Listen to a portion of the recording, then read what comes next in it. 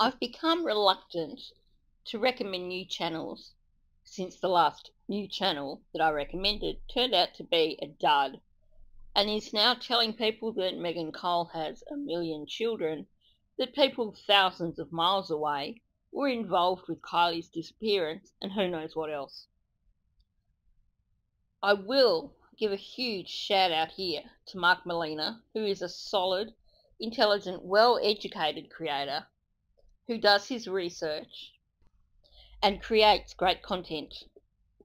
For the purpose of today's video, however, the shout out goes to Just My Opinion. I've added the links for both these channels in my description. So share the love, go over, subscribe and check out their content. Just My Opinion has been working hard going through old content that many of us have forgotten about. Their most recent video caught my attention. It's audio from a call into IckedMel's channel when he was covering Kiely's case. I found it to be quite interesting and thought it was worth looking a little more closely at. Without a link to the relevant IckedMel live stream, I can't provide you with a date for this call-in or tell you if this individual gave her name at the start of the call. I am going to predict, however, that the timing of this call coincides with the two Jane Doe phone calls, hence the title of this video. It has the same kind of feel about it, someone who can demonstrate that they're from the area and who is able to speak with authority, real or not, on the party scene in the area, and to give us a narrative that sounds plausible. This person sounds far more intelligent than our Wi-Fi hopping friend, and I think it would be easy enough for us to mistake their intelligent and somewhat more eloquent speech as being signs of truthfulness. For that reason, I think that it is all the more important that we pay close attention to what this person is really telling us. I have two teenage boys that attend Incline High School, which is the north side of Lake Tahoe, and we live in Tahoe City, which is also the north side of Lake Tahoe. They frequent these parties that happen at Boca and Prosser and Stampede reservoirs. Your kids kind do? of a Oh. Well, one of them does. Mm-hmm. They weren't there that night. Have you noticed how nobody's kids were there that night? She's already contradicting herself. She says they frequent these parties, and then IckedMel says they do, and she says, well, one of them does, and then she says they weren't there that night. So on one hand, she's saying that both her kids go to these parties, then correcting herself, saying no, only one goes, and then again saying that they go. It could just be that she doesn't want to admit to allowing a 17-year-old to go to parties where there are drugs and alcohol. But then 18 is still underage. Whatever the motivation, something in this statement is already untruthful. Also, I'm wondering if there was any significance in the fact that she mentioned Boca first when she mentioned the three reservoirs, Boca, Prosser and Stampede. It's kind of convenient that her kids go to Incline, and Sammy mentioned that as one of the areas that they came from. But at the same time, it was said that these parties don't usually grow so big and they don't usually have kids from other areas. But then this woman is saying that her kids go to these parties all the time. Which is it? What's the actual truth of this? Perhaps someone from the area could tell us this. And I just feel like I have a bit of information that I've shared with the police, but it's not out there in the media, and it could be viable for your show or what is some misconceptions that are going on around there. Okay, two things here. First of all, she's saying she shared this information with the police. I'm pretty certain that anything other than general information, she would have been told not to share it publicly, and certainly not to come on social media and share it. Also, why do these people love using the word misconceptions all the time? Sammy talked about popular misconceptions. Megan talked about popular misconceptions.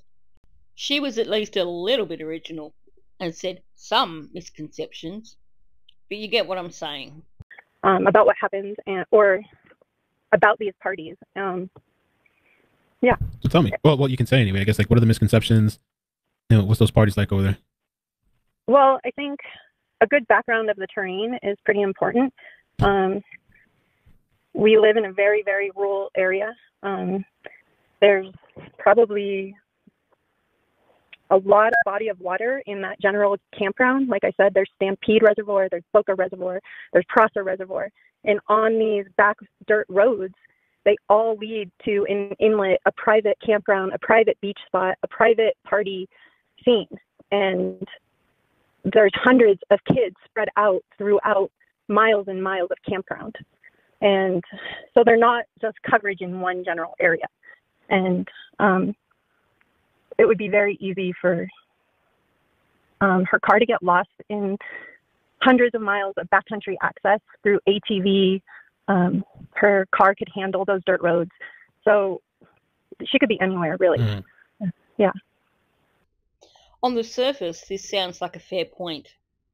There could be multiple parties going on. Maybe there were. But let's remember that we were told by law enforcement that the party which occurred was a large party at Prosser. Okay, we have questions about whether it was Prosser or Boca, and maybe, yes, that was two separate parties.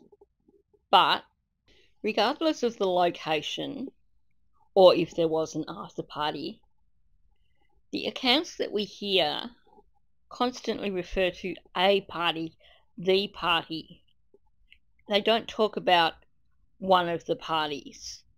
This narrative about multiple parties only came about after the fact and has not come from anyone associated with Kiely or from official sources. What I'm saying here is we can't discount it, but we can't verify it either. So we need to keep that in mind when we listen to this narrative. Particularly, as I've already said, since the other narratives that we've heard point towards one large party.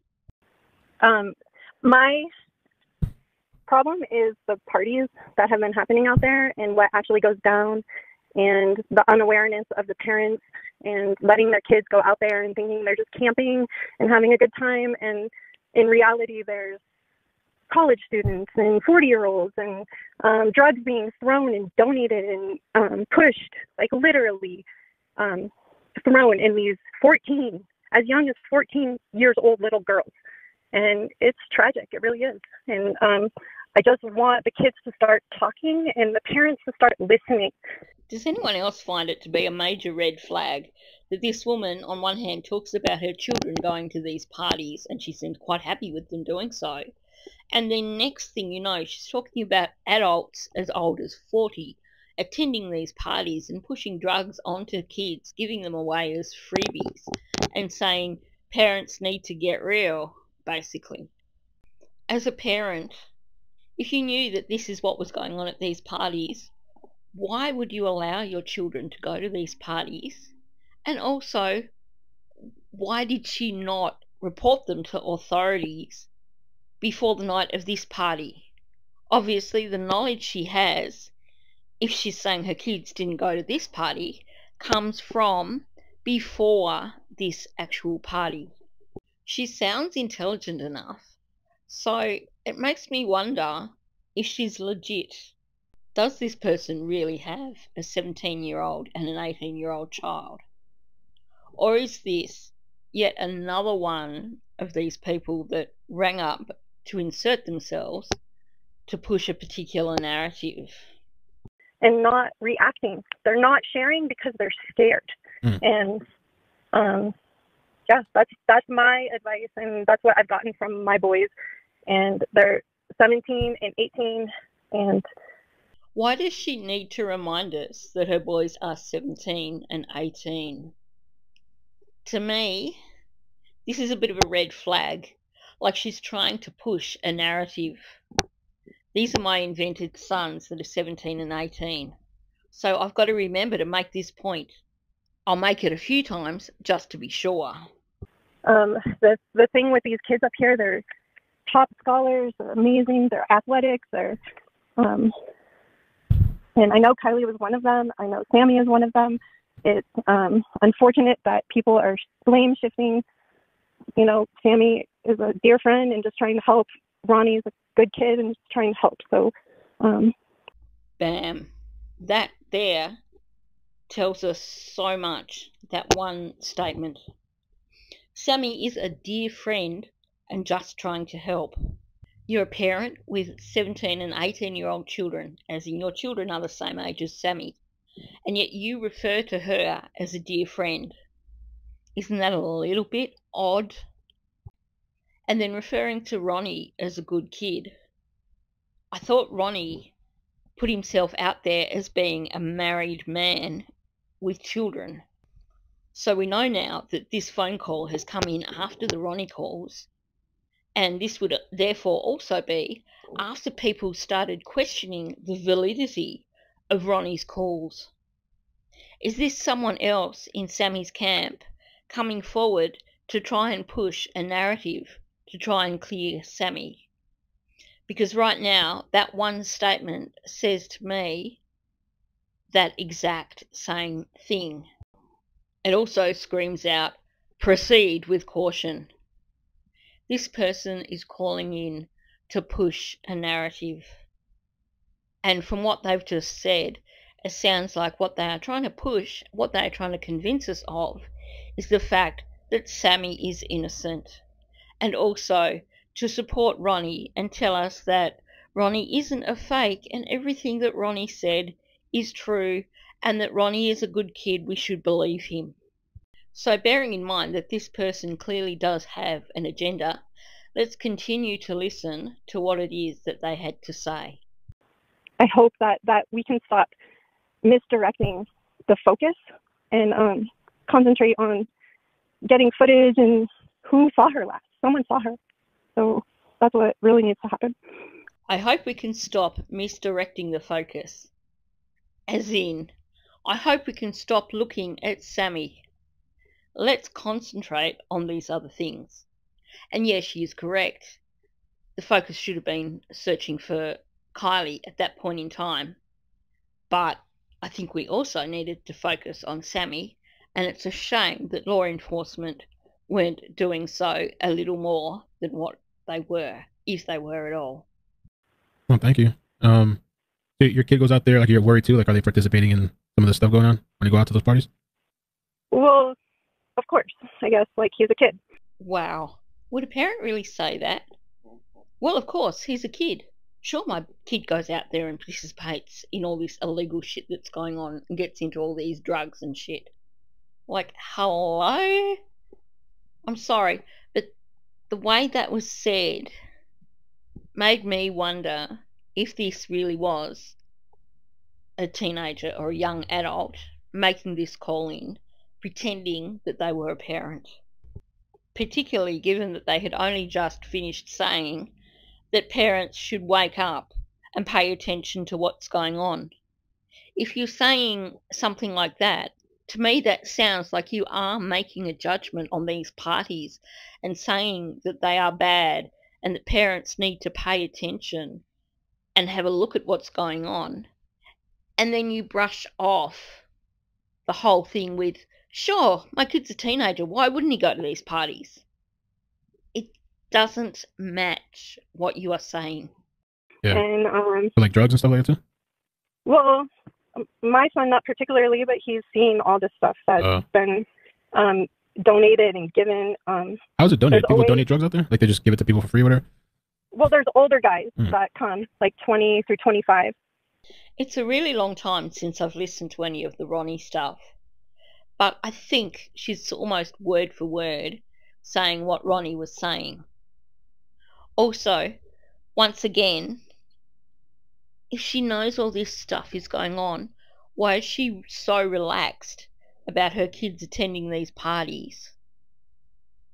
She's contradicting herself with the way she's so relaxed on one hand and then condemning it on the other hand.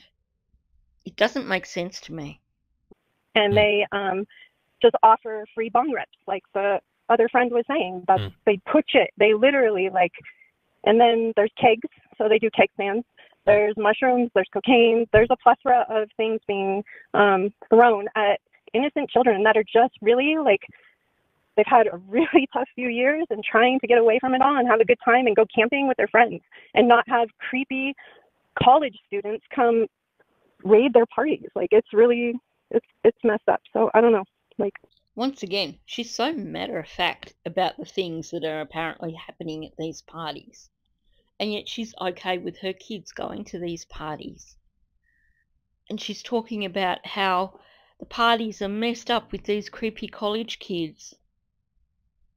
I'm really struggling with the idea of a parent who is so adamant that what's going on at these parties is really seriously wrong, but is at the same time super relaxed about her own kids going to the party.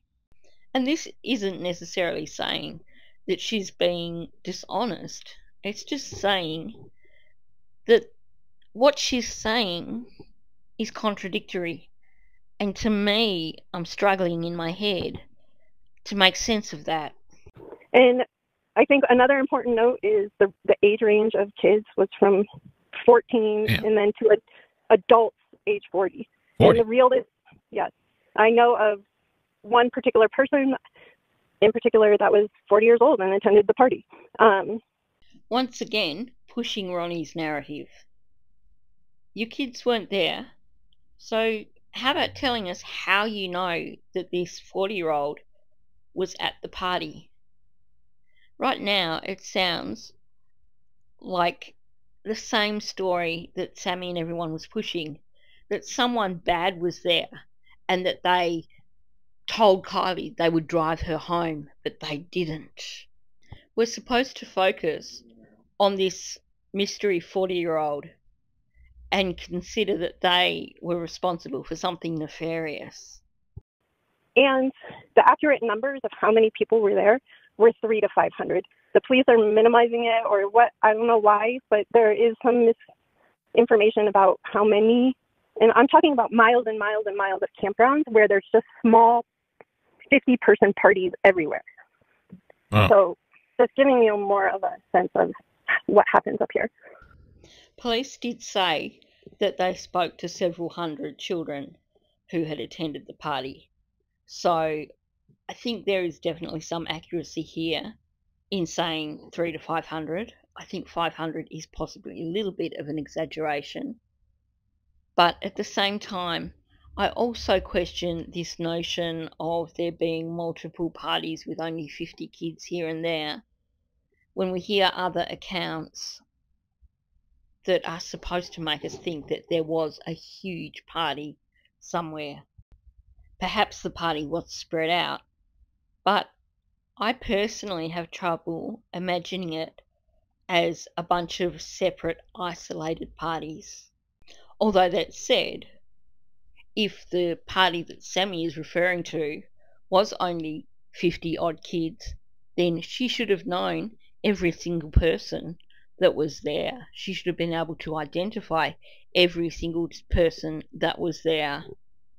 They should be able to say precisely what happened to Kiely. I guess. Damn. I know. That's crazy. The 40-year-olds rolling up over there. Wow. And, yeah, there are no cameras. It's just raw land. And Another important part of the narrative that we've already been given from Megan and Sammy. There were no cameras. This is something that obviously is really important for us to know. There were no cameras. There's nothing to see here, folks. For miles and hundreds of miles. So it would be hard. But my concern is, the water, that her phone is off. There's so much water around. Yeah, I guess. Okay. It could be nothing, but I find it interesting that she's linked her phone being off with there being so much water around. We know that location sharing was turned off at 12:03. We know that the final signal from that phone was 12:33. That's roughly exactly 30 minutes. We know that that model of iPhone can last for 30 minutes underwater. I just find it interesting that the most logical idea when it comes to the phone would be that it had perhaps gone dead and the battery had run flat, given that Sammy was talking about them going back and forth to charge her phone. And yet, this woman immediately jumps to the idea that there's lots of water around, so perhaps the phone went in the water. Don't forget, this is an account from someone who apparently had nothing to do with the parties. Her boys, if they exist, weren't at the parties. She wasn't at the party. Well, thank you. I appreciate the call. That's kind of what do you think? You think? What were you saying? Do you think somebody did something to her, or just no? She just got. You said like what? You think she crashed out there, or got somehow somewhere lost? No, from what I was told by another son, his friend of his girlfriend's attended the party, and I was told this by another son who I've just introduced to the narrative, but I didn't mention earlier in the piece. And he has more knowledge of the party than my two sons who I originally mentioned, because his girlfriend's friend's brother or whatever it was at the party. Also, she referred to another son, not my other son. Okay, to me that says that this is an invented person. She's distancing herself. She's not saying that's her son. But when you refer to someone as a son in this context, wouldn't you think she's referring to her own son? You would either say someone else's son, or a friend of my son, or my son, not another son.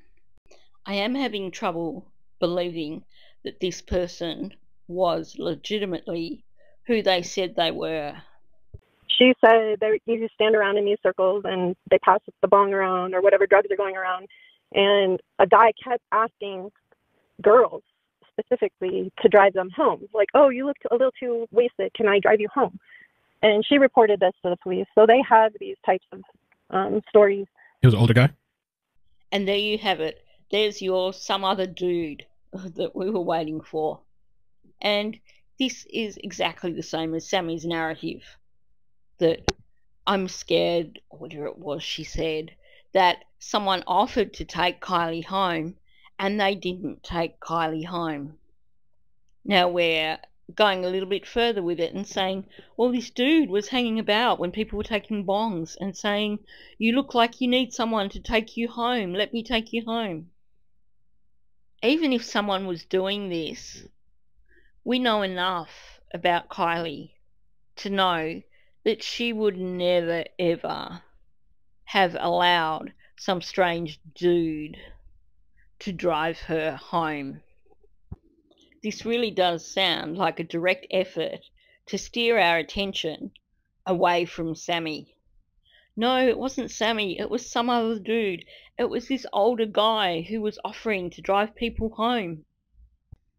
Of course, given that we now know that Kiely was found in her vehicle in the reservoir, that tells us that this whole narrative was a pile of bullshit anyway. Yeah, well, he was in his mid-20s probably. Offering girls rides home. Yep. And offering free drugs. So. And so in another typical situation, like I know there's a lot of judgment out there, is like, how could you let your kids go do that? And my son came home and told me he wanted to go. And normally it's 50 kids out there, and they stay in their cars, they sleep in their cars, they have some beer, and, it's a normal teenage thing. This particular party, as you know from the cousins, was advertised a month ahead of time. It had Reno, it had North Tahoe, it had Truckee, it had Sacramento, it had the Bay Area. So it was absurd. And he came home from work and he asked if he could go. And he started talking about how many people would be there. And that was a warning sign for me. I said, no.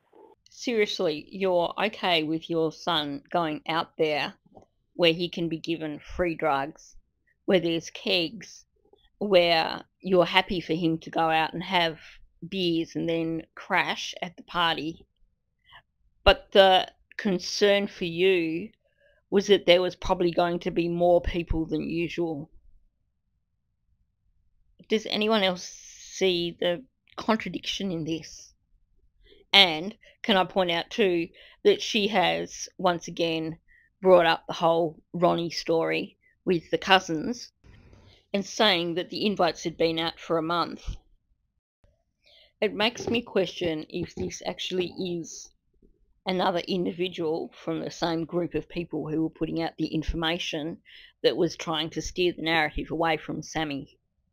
This person has clearly either listened intently to Ronnie and apparently knows Ronnie and agrees with all the information that Ronnie has said, even though we now know that Ronnie was a load of bullshit. Or, as it seems more likely, they're in that same group of people and they're in on the whole pushing the fake narrative thing. To me, the fact that she has rung IckedMel, the same person that Ronnie rang, and is pushing Ronnie's narrative, makes me question the validity of this caller considerably. How was it advertised, How did they all find out about this? Snapchat. It's instant. It's like, what? You can even have Snapchat. Oh, Snapchat. That's what I had originally heard too. I heard it was some sort of Snap. But you can plan things on Snapchat? How does that work? Or is it just word of mouth, just going around on Snapchat? Like, oh yeah, it's every day. Like, they just throw it out there on a daily, like, that's how they communicate, is Snapchat. And the drugs, you could have free delivery to whatever drug you wanted to the campgrounds. Like, this has been going on for, I don't know, but my son has gone to parties out there for. Okay, we know that it is a fact that drug dealers will use Snapchat of a way of selling drugs. But honestly, to have a supposed parent to be so nonchalant about the fact that, yeah, these kids go to the parties and they buy their drugs, they order it via Snapchat, and the drugs get delivered to the parties. But hey, I'm really cool with my kid going to these parties. And apparently, my kid tells me all these things about the parties that most kids probably wouldn't tell their parent, because a normal parent wouldn't allow their kid to go to a party if they're telling them that, hey, well, we use Snapchat to get hold of the drug dealers so that we can get our drugs delivered. Hello? A few months now. Wow. And yeah, I don't know. It's just, it's tragic. It's super horrible. And I don't mean party. I mean, these kids want to just hang out and be with, they've had a really tough 2 years. Like, they just want to get together and be together and not have outside influences. I don't know why it got out of control. I don't know if you've looked at a map, but CHP headquarters is less than 2 miles away. Why did police not know about 300 to 500 people partying 2 miles away? Loud music, camp, like this has been known for a long time that this party was happening. Why weren't there people? I don't know. They cost at the party and shit? Why? Well, the kids weren't going to say. And if we believe that you are a parent, you knew about this for a month beforehand. You said, apparently, that your kid wasn't allowed to go because there were going to be lots of children there. And you're asking, why didn't authorities know about this? Clearly, you see it now as such a serious concern. But did you call authorities and say there's going to be a massive party out at one of the reservoirs, and I think that you should probably be aware of it? because of all the stuff that happens with kids bringing in drugs and kids getting drunk. Just a thought. Her moral stance just doesn't seem to line up properly. Huh? The cops at the party or something? We don't know about? No. I don't know. I don't know. Okay, that bit actually sounded like a teenager giving lip. Oh, I don't know. Like, adults don't do that generally. Maybe I'm wrong. But that sounded like a very teenage response. Wow, that's holy shit. It's heavy. These kids have a heavy burden on their shoulders, and they don't want to share videos because they have Division I scholarships on their hands. They have amazing futures in their hands, and they think that it's all going to get taken away if they expose what they actually do on a Friday night. This is also not a new part of the narrative, aside from the fact that she's mentioned this previously in the conversation. I wonder if anyone else remembers Autumn Fragrance, I think it was, who popped up quite a bit when Kiely was missing, and she was really pushing this whole thing as well. Why would the kids come forward when they've all got such brilliant futures and they've all got wonderful scholarships? They don't want to ruin their future college careers. Interestingly enough, Autumn Fragrance was also a huge Sammy fan, and particularly got aggro with, I think it was called This Country Girl's Life, who called her out several times and who had picked up on a lot of the irregularities with Sammy. And of course, logically, any kid who's smart enough to get a scholarship to college is going to know that simply attending a party where there was drugs and alcohol is not going to affect their scholarship. Colleges would be pretty bloody empty if they turned down students because they'd been drinking and getting into drugs over their summer holidays. Not to mention, do they seriously think that police are going to go, okay, well, thanks for telling us that you were at this party. We're going to contact your college now and tell them that you went to this party. Bullshit. This narrative is ridiculous. The only reason that kids would not come forward and give photos or accounts or whatever would be because they know that something really bad happened at that party, and perhaps they witnessed it, or perhaps they heard about what happened, and they don't want to be involved because they know that a child died. Of course, it's also quite likely that this whole idea of kids won't come forward because they don't want their scholarships to be ruined could have been intentionally put out there to intimidate children, to make sure that they didn't come forward and speak. Did your son tell you a sec to know? But her son didn't go to the party. He didn't go to the party, right? No. I'm just asking if he told you what happened. Yeah. He has video from his friends and that's all been given to the police, and he has stories from his friends of what happened, and he's been to the parties before. He knows what happens. It's not cool. Parents need to wake the fuck up. That's all I gotta say. Parents need to wake the fuck up. But you've allowed your son or sons to go to multiple similar parties. And what have you done? Nothing. Other than come in and talk on IckedMel's channel, and apparently spoke to police about things that you heard in relation to the party about a 40-year-old man. Hey, what's up? Somebody's asking too. Trinity wants to know. Trinity wants to know too. What's up with the fight clubs you guys do out there in the woods and stuff? Right? That's fucked up too. Yeah, I understand. You know what that is? So there were, every time there's a fight at those campgrounds. Really? What's for fun? Yeah. It's just like a fun thing? No, there's rivalry between North Tahoe, Incline, and Truckee. So there's always kids trying to fight each other. And I don't know, like that seems kind of normal to me for boys to get their testosterone out, and nothing gets out of control, really. Like, they're just downplaying it yet again. Nothing gets out of control. It's a bit like Sammy's narrative where there's always someone on hand to step in. And I must go and listen to the Jane Doe call-ins as well, because I'm pretty sure that this narrative about it being rivalry fights came from one of these Jane Does. Brawling. Mm. But there is a bit of bullying. I think it happens everywhere. And the fight had nothing really to do with her disappearance. So Okay.